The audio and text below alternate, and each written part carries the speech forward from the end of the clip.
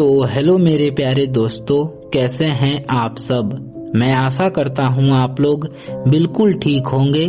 तो आइए यह कहानी को शुरू करते हैं।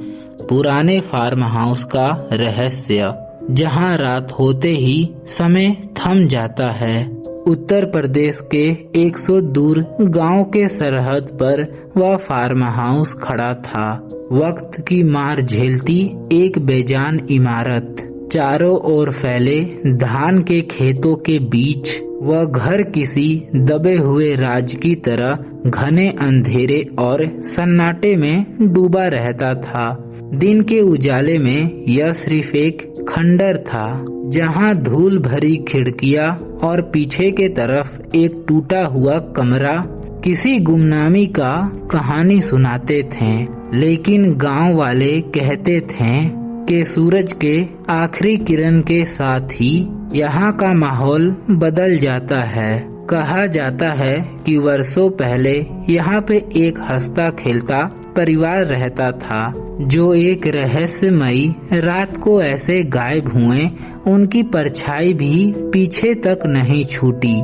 गांव के लोग वहाँ से अजीब आवाजों की कस्में खाते थे, कभी जंजीरों के खिसकने की आवाज तो कभी किसी के दबी हुई सिसकियां। लेकिन मोहित, जो शहर के आधुनिक सोच और तर्कों के साथ पला बड़ा था, इन बातों को सिर्फ अंधविश्वास मानता था। एक शाम अपने साहस को साबित करने के सनक में उसने चुनौती दे डाली।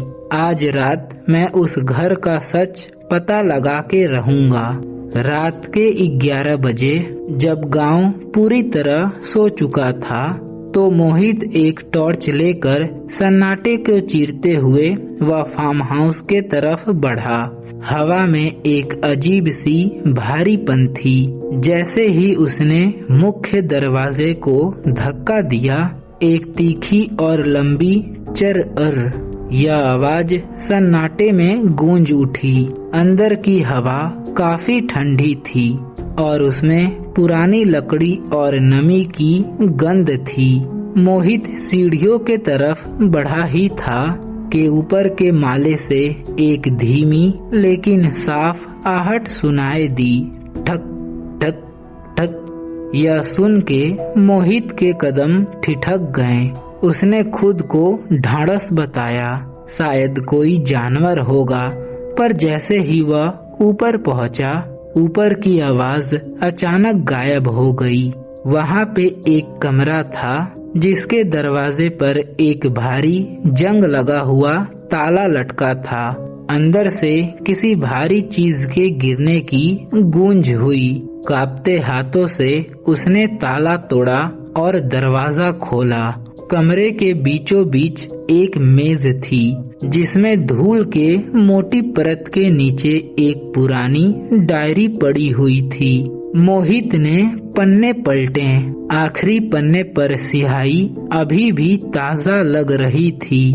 अगर कोई इस घर में रात को आए तो उसे सच जरूर पता चलेगा। डायरी के पन्नों में उस लापता परिवार का दर्द छिपा था। वह रातों को उन कदमों की आवाजों से परेशान थे, जो खुद उनके ही पीछे चल रहे थे।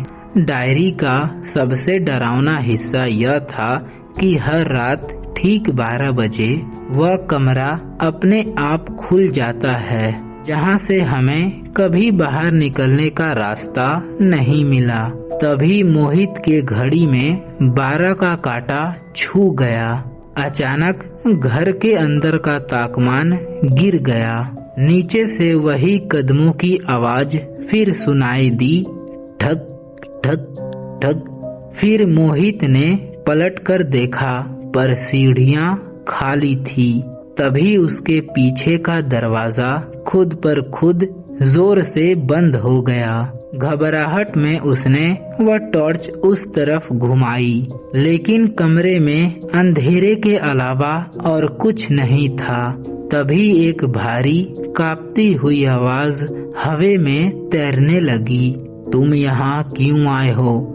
हम लोग यहाँ से गए नहीं हैं। हम लोग यहीं पे कैद हैं।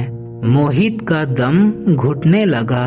उसने दीवार पर टंगी एक तस्वीर को देखा, वही लापता परिवार, और उसकी आंखें जैसे मोहित के तरफ देख रही थी। तस्वीर के पीछे एक कागज चिपका हुआ था जिसमें लिखा था, हमारा जाना ही हमारा अंत था, क्योंकि इस घर के दीवालों को हमेशा एक गवाह चाहिए होता है।